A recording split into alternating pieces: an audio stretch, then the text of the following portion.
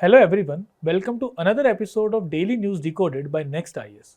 I am Ajay Singh and we are going to discuss today the following articles: China's expansionist policy, startup ecosystem in India, Indian Navy set to commission 3 frontline fleet assets, national parks in news, GRAP 4 and Jallikattu. The first article we have is the red flag as China's expansionist strategy rolls on. Now, this article is from International Relations topic of GS Paper 2. And this article is in the backdrop of China's assertive territorial and hydrological policies that have impact on India and other South Asian countries. In this article, we are going to discuss what are various steps China is taking against India, what approach India should take against China. Thirdly, we are going to see how Chinese policies have evolved over the time. And lastly, what other territorial disputes China is having with its neighbors. So before moving ahead, once we see how previously UPSC has considered this question. These are the questions that were asked by UPSC in previous years. For example, previously in 2014, then in 2018, then in 2020, then in 2021 and in 2022, UPSC has asked this question. So the topic of China from international relations topic becomes very important because UPSC is again and again focusing on this topic, right? Now, before wasting time, let's dwell into the topic and see what are the various subtopics under this basic topic. Now, first of all, Chinese aggression. Chinese aggression here means how China is following aggressive policies against India and what impact it is having on India. First and the foremost topic here is regarding the recently announced 60 gigawatt dam being built on the Yarlung-Zangpo river. This Yarlung-Zangpo river is nothing but the Brahmaputra river. So this is the Brahmaputra river that we are here talking about. The Yarlung-Zangpo river or the Brahmaputra river rises from the Tibet region, and after this great bend, it comes into India or it enters India. Now your homework is that you have to note down the right hand tributaries and the left hand tributaries of Brahmaputra river, right? Now let's come back to the topic. Now China is building a 60 gigawatt dam on this great bend, and this dam is the world's largest dam. It is 3 times capacity of the currently largest dam. The currently largest dam is the Three Gorges Dam, which is on the Yangtze River, and its capacity is 20 gigawatts. This dam, which the China has proposed to build, it will be 3 times of that size. So we can imagine that what impact it will be having on India and other downstream countries. Now how it is going to affect India? First of all, by building this dam, China will be having control over water flow that is coming to India and other downstream countries. So there will be control over the water flow, and this control over the water flow will allow China to have a strategic advantage over India. This strategic advantage means that the economy of the country as well as its strategic vulnerability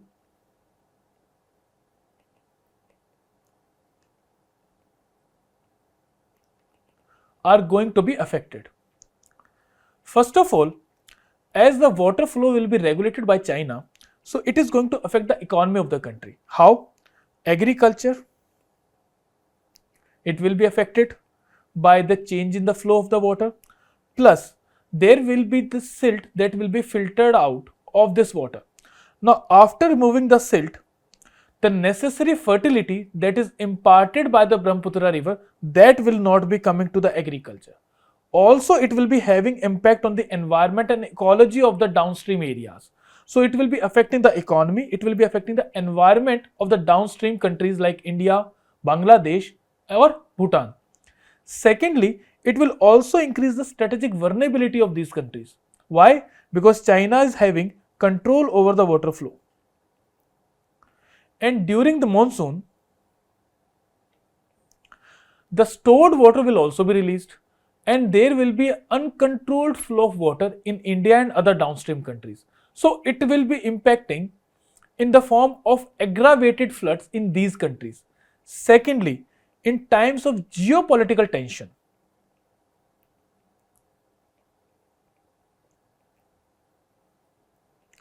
it can become a tool in the hands of China by which India can be arm twisted. So it becomes very important for India to take some countermeasures regarding this dam. Secondly, China is also having territorial disputes with India. Now, where are these territorial disputes? These territorial disputes are along the whole India-China border. The Aksai Chin region is already occupied by China in the 1962 war, that Indo-China war has occurred. So China occupied this Aksai Chin region. Secondly, as we move downwards, Pongso Lake or other areas like Arunachal Pradesh, there are territorial disputes between these two countries. Now, China is following certain strategies by which it is trying to assert its claim over these territories. For example, the first strategy that it is following is the cartographic aggression. In cartographic aggression, it is trying to create a narrative that this is a disputed region and China is the legitimate owner of this territory. Now, this is done in three forms. First one is by asserting territorial claims.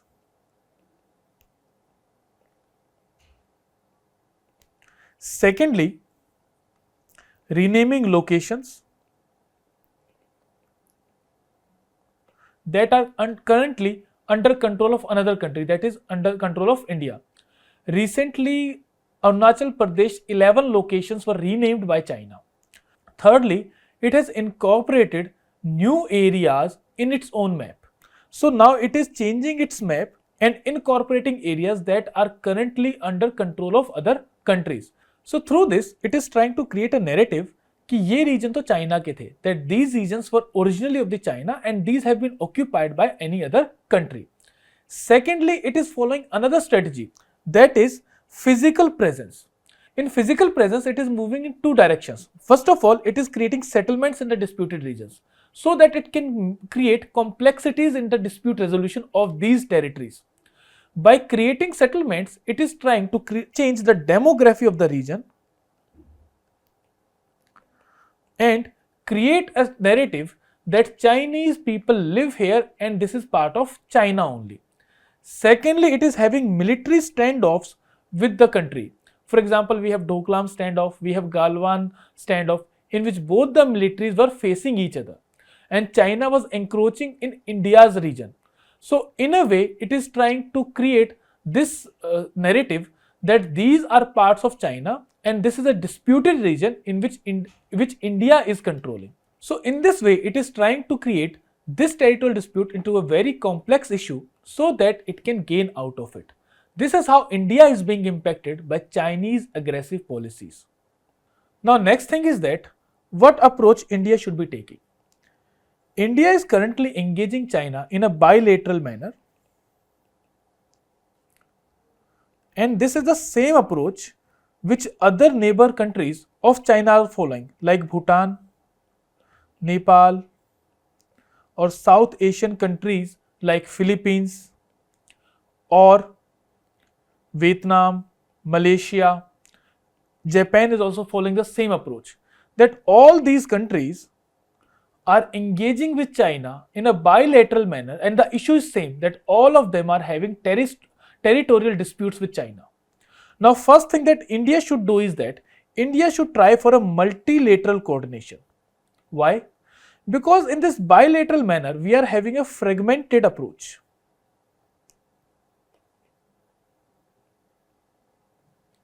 And in this multilateral coordination, we will be having a collective bargaining power.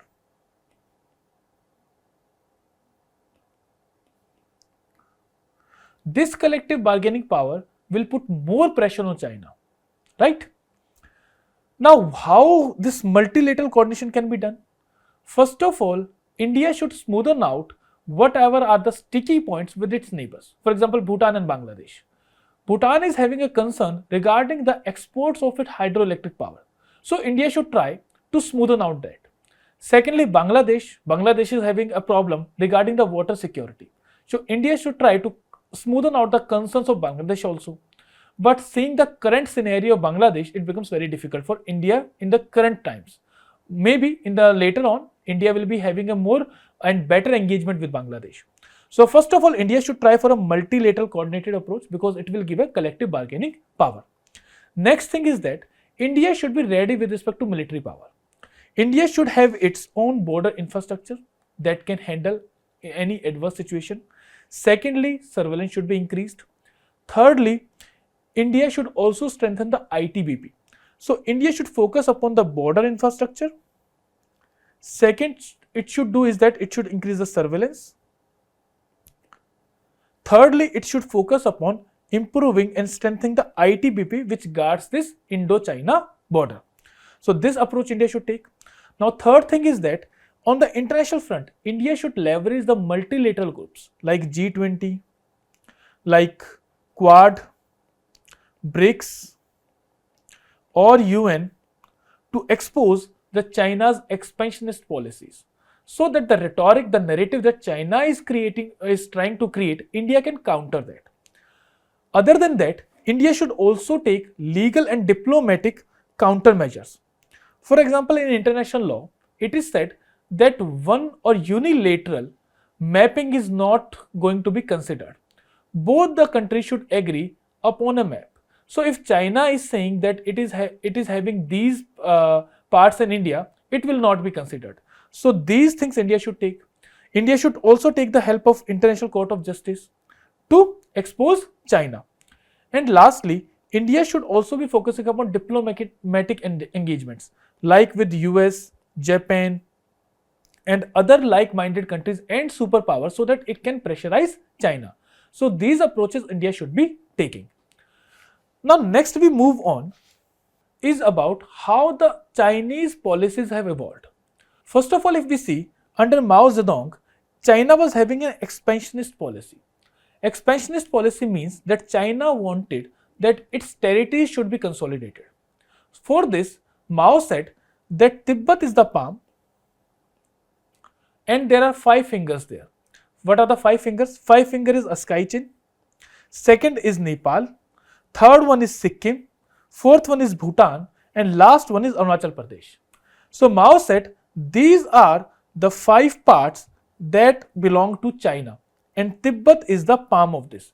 This is the 5-finger policy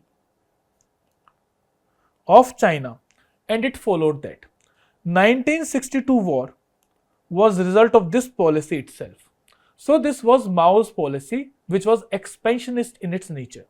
Next was the Deng Xiaoping.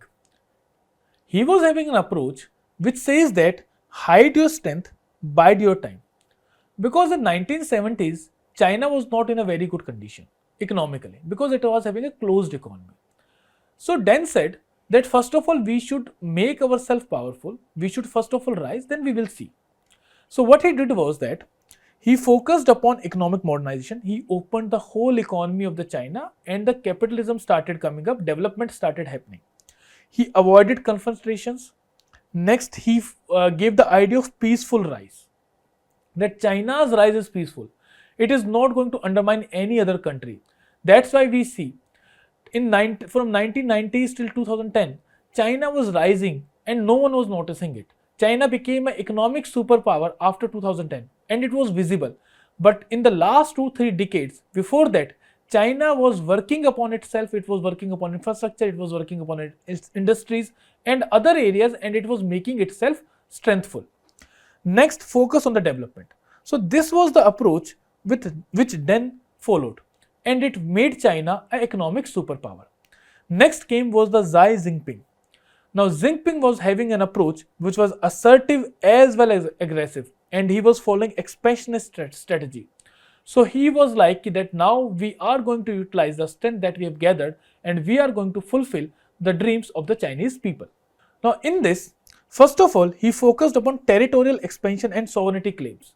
That's why we see in the last 1 or 2 decades, China's assertiveness over territories have increased. Now we are seeing there are various military stands of that are coming in news. Why? Because the policy has actually changed. So he is following a territorial expansion and sovereignty claims policy in which he is very assertive. China is very assertive about its territory. And we see these problems in the South China Sea, in the East China Sea, on Indo-China border, or Bhutan Chinese border, also Nepal China border. So everywhere wherever China is having dispute, now it has become more assertive. Now next is economic expansion. China is building massive infrastructure projects like BRI, and also it is following another policy of debt trap policy.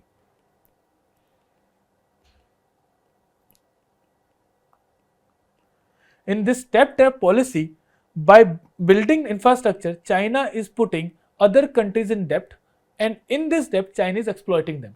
For example, we have seen the case of Sri Lanka. Its economy totally collapsed a few months back. Next is Kenya.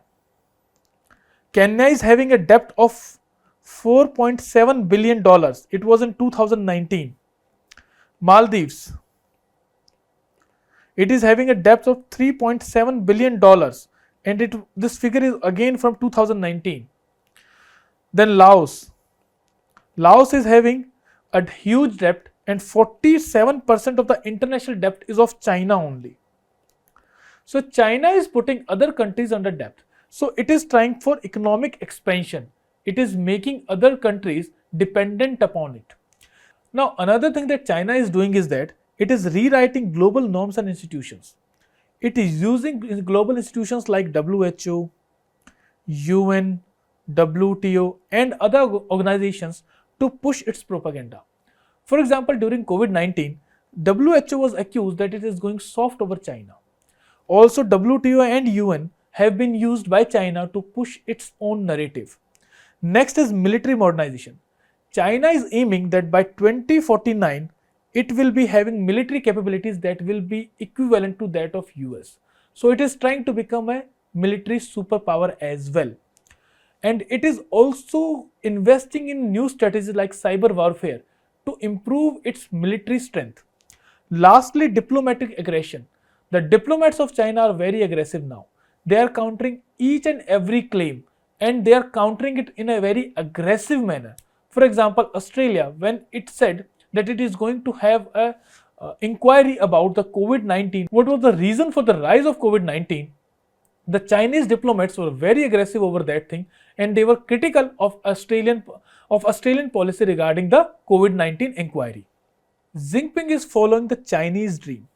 His Chinese dream says that China should have economic supremacy all over the world. China should be an economic superpower on which the whole world should be dependent. Secondly, he wants China to have a technological leadership. For example, there is huge investment in AI, there is huge investment in quantum computing. Then it is also focusing upon military superiority, and also China wants that its cultural influence should replace the Western culture influence that is all over the world. Now the last topic is the territorial disputes which China is having with other countries. With India, we have already discussed the territorial disputes that China is having. Next is the South China Sea. Now in the South China Sea, China is having disputes with countries like Philippines, Brunei, Malaysia, Vietnam. China has created a 9-dash line and says that this 9-dash line is the maritime boundary of China, and many of the islands come under this 9-dash line. For example, Scarborough shoals, earlier they were under occupation of Philippines. Now China has militarized these shoals and it is now under occupation of China. So it is trying to control this region by occupation and by removing other countries from their islands. Secondly, China is also engaging in harassment of the fishing and shipping vessels of other countries. For example, in 2019, at the Reed Bank, Philippines fishing ship had skirmishes with the Chinese military ships. So that is also creating a sense of insecurity in this region. Next is it is creating blockades and also intimidating the countries. For example, at Second Thomas Island, which was under the Philippines occupation, there was a blockade and the supplies were not allowed for the Philippines person who were residing in that region. Also, China is not giving due regard to the international laws like UN clause. China says that UN clause laws are not applicable in this region, and it is also having frequent military drills. So China is following multiple measures so that it can assert its control over this region. And lastly, in the East China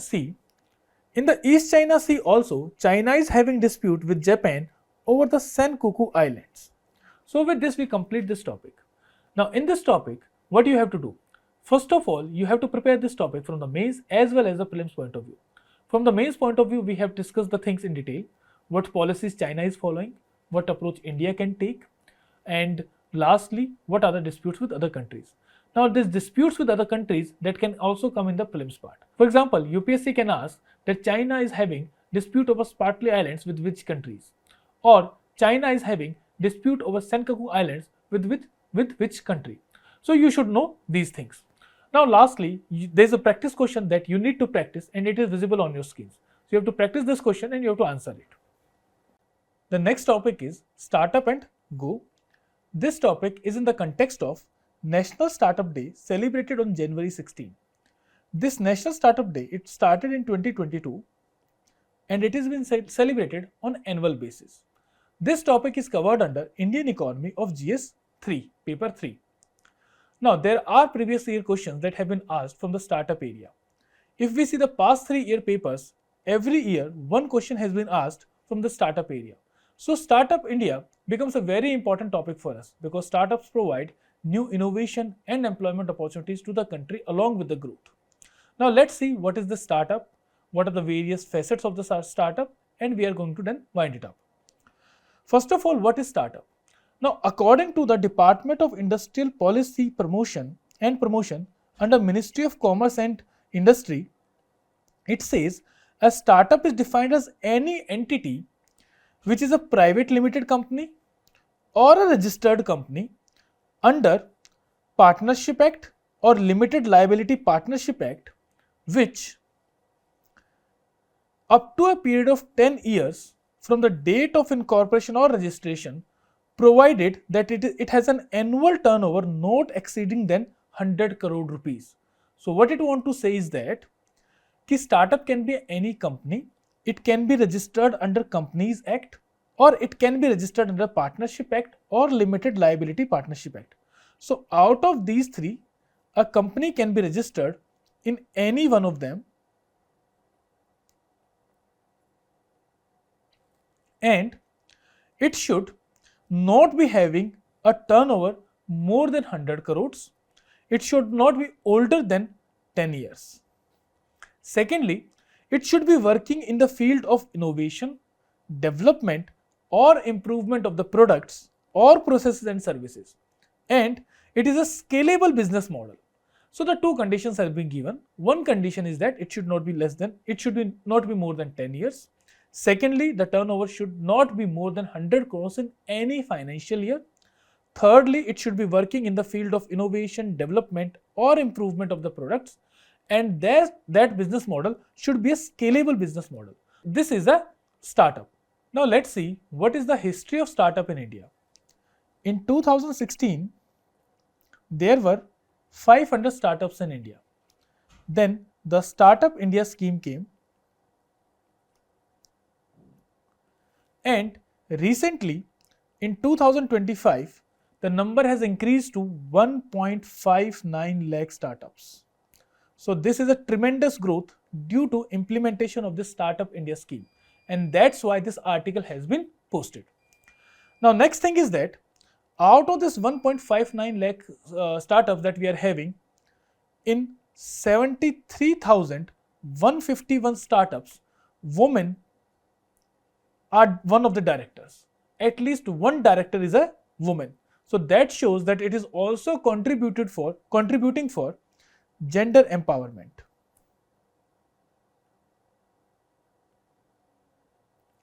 Along with that, there are other figures as well.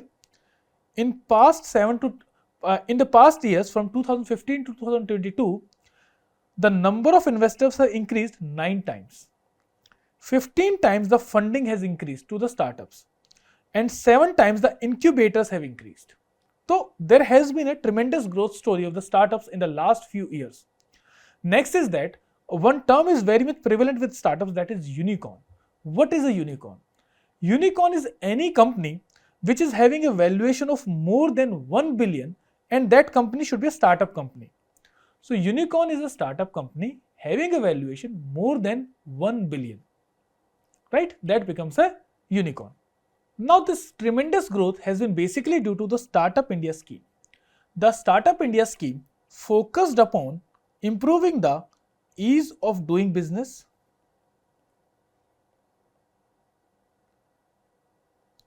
and it improved by improving the compliance, by reducing the laws, by simplifying them, making single window clearances,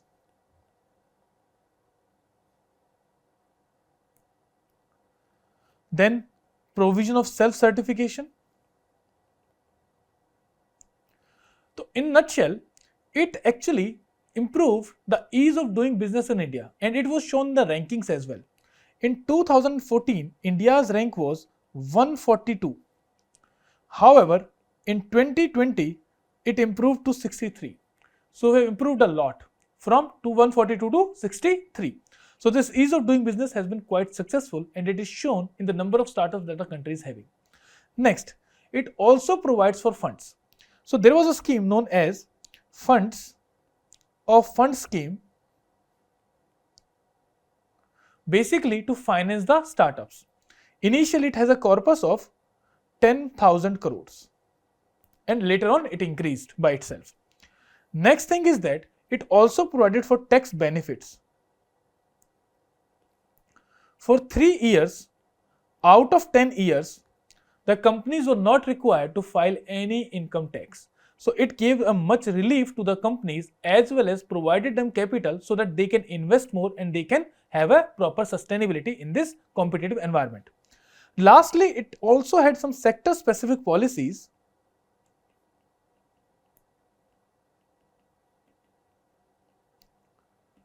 like policy support for biotechnology, agriculture, so that startup in those areas can be increased.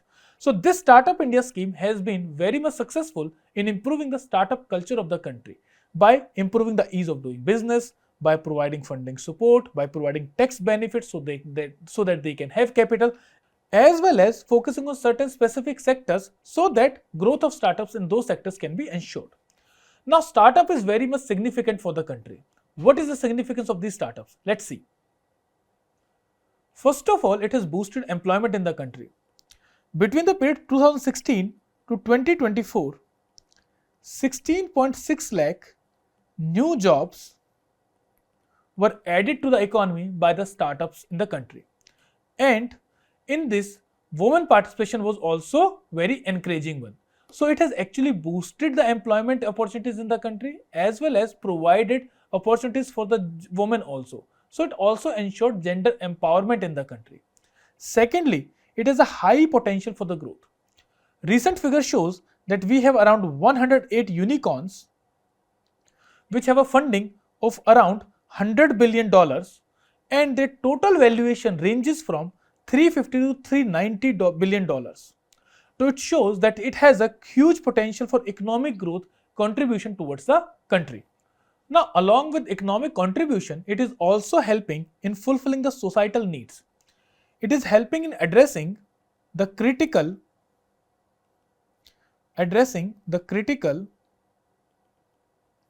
needs of the society. For example, affordable healthcare, education, or financial inclusion. Next, It is also fostering a culture of innovation and technologies, because startups are basically based on competition, providing new solutions to the problems. So it is helping in a culture of innovation and technology in the country. That is also very important contribution of startups.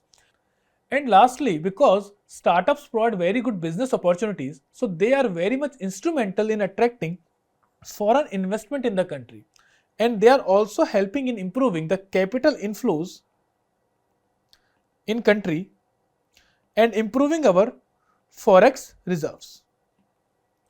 Now next is, what are the challenges with respect to the startups that we are facing in today's time? The first and the foremost challenge that the startups are facing is with respect to raising funds. Around 85% of the startups are not able to maintain enough funds for their sustainability. And this is attributed to the weak venture capitalist and angel investors framework.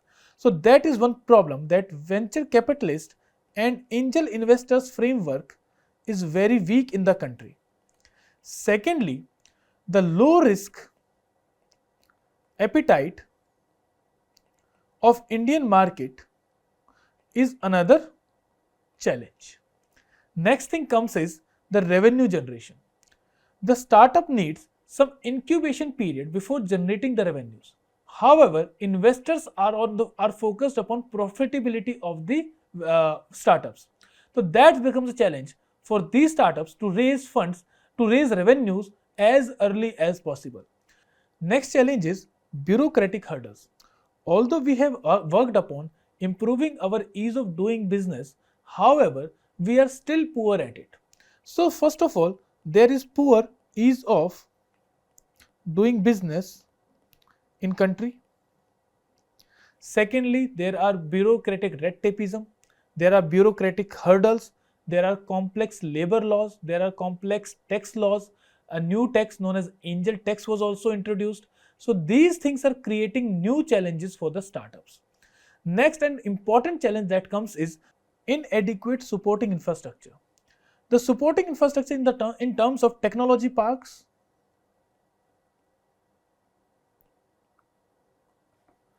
business centers, or logistic facilities is again a challenge before the startups. So they need these support also. And lastly, the support that is required by these startups is that there is lack of mentorship and support. There might be some brilliant business ideas. However, prior knowledge of that, prior mentorship for that is not available in the country, which also becomes a very important challenge for the startups in the country. Now, what are the government initiatives in this regard? First of all, we have a new scheme known as Bhaskar scheme. It was recently launched in September 2024. Bhaskar means Bharat Startup Knowledge Access Registry. Under this, the government will be connecting the startup entrepreneurs, mentors, business leaders, and other stakeholders, so that they can have a seamless networking with each other and they can learn from each other. Secondly, there will be a centralized resource from which anyone can access information or any help from there. Thirdly, a unique identification known as Bhaskar ID will be provided, and it will streamline and personalize the interactions of the startup entrepreneurs. Next, there will be global outreach as well, promoting India as the global innovation hub and enabling international collaborations. Lastly, the non-metro regions will be connected with the larger ecosystem hubs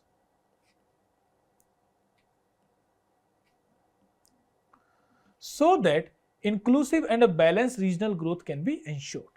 Now, another scheme is Startup India Seed Fund Scheme. This scheme provides financial support for startups to develop prototypes,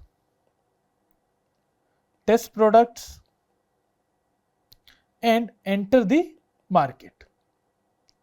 Next is Funds of Funds scheme for startups. This was under Startup India scheme. We have discussed it earlier as well.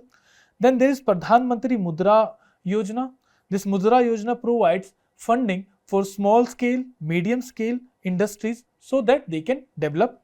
Next is tax benefits are also provided. For example, for 3 years out of 10 years, the startups can go tax free. They don't need to pay any income tax. Next is National Startup Awards to recognize and reward those startups which provide innovative solutions. Next is Credit Guarantee Scheme for startups. The credit guarantee will be provided by the government for the startups that have been recognized when they take loans from scheduled commercial banks, NBFCs, or any other financial institution. Next is faster exit for the startups. Normally, the exit period for a company is 180 days.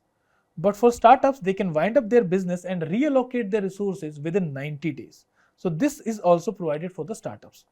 Lastly, there is a National Startup Advisory Council also that has been recently constituted to advise upon how to improve the startup culture in the country. Now, next thing that comes is that the future approach that should be taken. First of all, we need to recognize that this is a changing time. We have upcoming new technologies like AI, 5G, machine learning, 3D printing. So startups need to recognize that they have to be competitive and they have to adopt these new technologies so that they can survive in the coming market. Secondly, they should focus upon sustainability and profitability. Instead of going for short-term growth, they should focus upon long-term sustainability in their approach. They should focus upon the quality, productivity, cost minimization,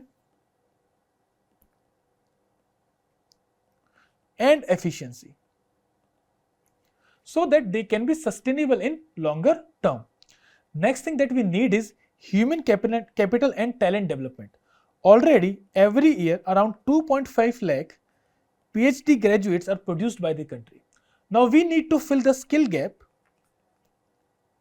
so that we can have a better innovative culture in the country. Lastly, we need to relook at the regulatory framework and the associated challenges. There have been some startups like BharatPay, Baiju, which have gone bankrupt due to lack of proper oversight mechanism by the government. So we need to balance innovation with oversight in our regulatory framework. Now there is a practice question given to you. You need to write an answer in 250 words. This is a 15 marker question. The articles that we have covered till now were of mainly main significance. Now we have some articles in the newspaper that have prelim significance as well. The first article that we have is Indian Navy set to commission 3 frontline fleet assets, INS Nilgiri, INS Surat and INS Vakshir. Now what are these 3? First one that we have is INS Vakshir. Vakshir is actually a submarine and it is a Scorpion class and Calvary class submarine.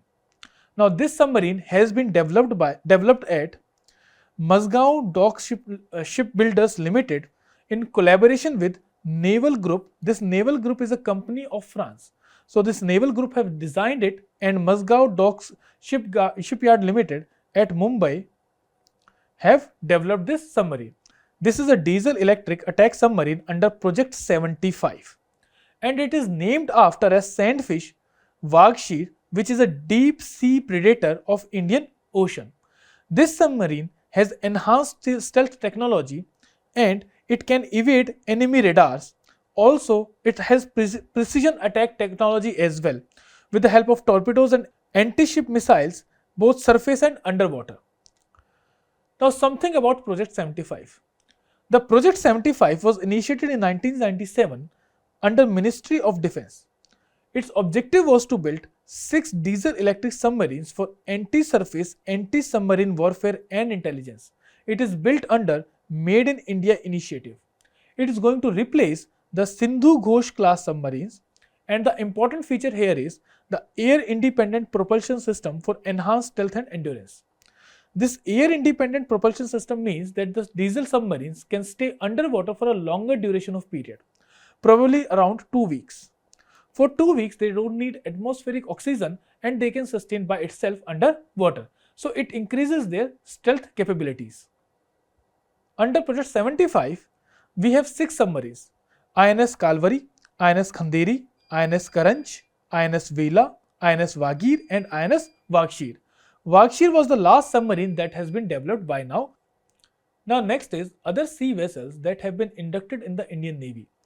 One is INS Surat, which is part of the Project 15. It is a destroyer and it is Vishakhapatnam class of Project 15B. The key features are it has multi-role capabilities with advanced missile system. Now this Project 15, it has basically 3 things. First one is Project 15, which produced Delhi class destroyers. 15A produced Kolkata class destroyers, and Project 15B produced Vishakhapatnam class destroyers. Under this Vishakhapatnam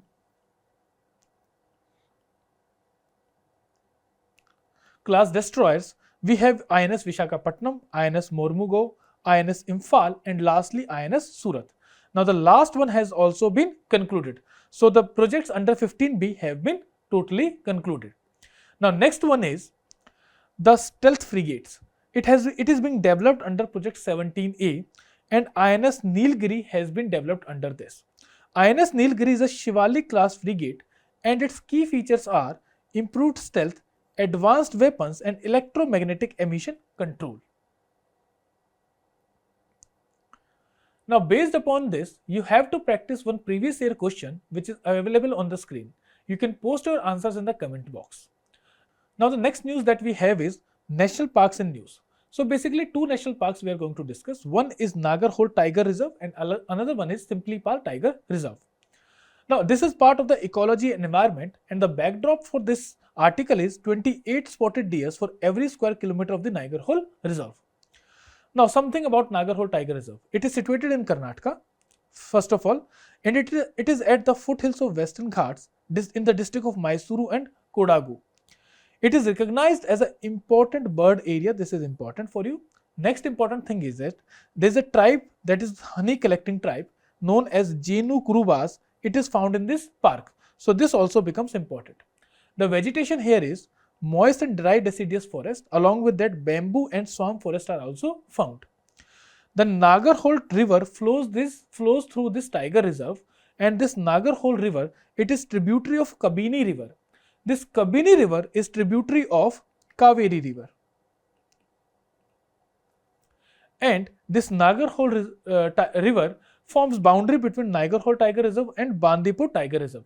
So Nagarhole Tiger Reserve and Bandipur Tiger Reserve, they are in close proximity to each other, divided by this Nagarhole river.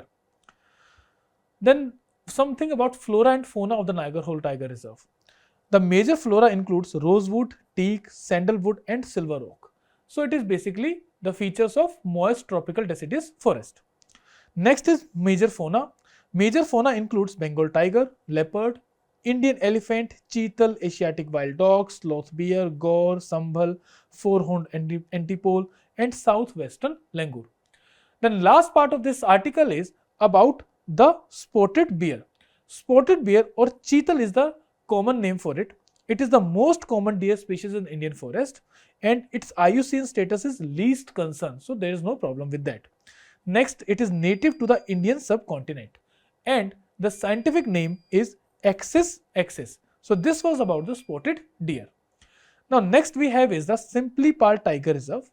You can watch our episode of January 17, 2025, where Simplipal Tiger Reserve have been covered in great detail. However, it is in Odisha in the Mayurbhanj district, and the vegetation here is of mixed type. Northern tropical moist deciduous forest dominating alongside with semi-evergreen patches. Now why this tiger reserve was in news or national park was in news? Because of the melanistic tigers or black tigers that are found here. These are the melanistic tigers that you can see on your screen. These are also known as black tigers, and it is a rare color variant of the tiger due to the single mutation in the TAPEX gene. So this gene becomes important here. This abnormally dark or black coat is also termed as pseudo-melanistic or false color. This Simplipal black tigers, may have arisen from a small founding population of tigers which interbred. That's why this mutation came. So this was a peculiar feature of this national park. Now based upon this, you have a practice question, the answers of which you can post in the comment box. The next news is about GRAP 4. GRAP 4 is in the backdrop of the air pollution that we are facing in the NCR region. And it is part of your government policies and schemes. Also, this can be included under environment and ecology. Now, something about GRAP. GRAP means Graded Response Action Plan. Now, this is a framework designed to combat air pollution in the Delhi NCR region. Every year, Delhi NCR region witnesses a higher pollution level. For this GRAP was introduced. Now, this GRAP is known as Graded Response Action Plan. Now, it was introduced as an emergency response mechanism and its implementation is triggered when air quality index reaches poor level. Now, who implements the GRAP? There are two bodies that implement this GRAP. One is Commission for Air Quality Management and Ministry of Environment, Forest and Climate Change. So, these two are responsible for implementation of GRAP. This CAQM or Commission for Air Quality Management, it is a statutory body which has been formed under Air Quality Management in NCR and Adjoining Areas Act 2021. So this you have to remember that this is a statutory body. Now these are the various stages in which GRAP is introduced. Stage 1 means the air quality is poor. The AQI index, air quality index, is between 201 to 300. Next is stage 2, that means very poor air quality. The AQI is between 301 to 400. Stage 3 means severe air quality. The AQI is between 401 to 450. And stage 4 is severe plus air quality. That means AQI is above 450. So in these, according to the AQI, the GRAP provisions are implemented. Now based upon this, a practice question has been given to you. You can post your answers in the comment box. Now the last topic of the day is Jallikattu. Jallikattu event is during the Pongal festival. It is part of your Indian art and culture. Jallikattu is also known as Irutha Vuthal. It is a bull taming sports traditionally played in Tamil Nadu as a part of Pongal harvest festival. It is popular in the Jallikattu belt, which includes districts like Madurai, Tiruchirappalli, Theni, Pudukkottai and Dindigul districts. The Jallikattu has had some concerns also. For example, concern for the cruelty to the animals as well as the bloody and dangerous nature of the sports has sometimes caused death and injuries to both bull as well as human participant. Recently also there was a news that 88 people got injured and one bull died during the Jallikattu event. Now with this we conclude for the day. You have one practice question for the answers for which you can post in the comment box. We hope that it would have been helpful for you. Thank you very much.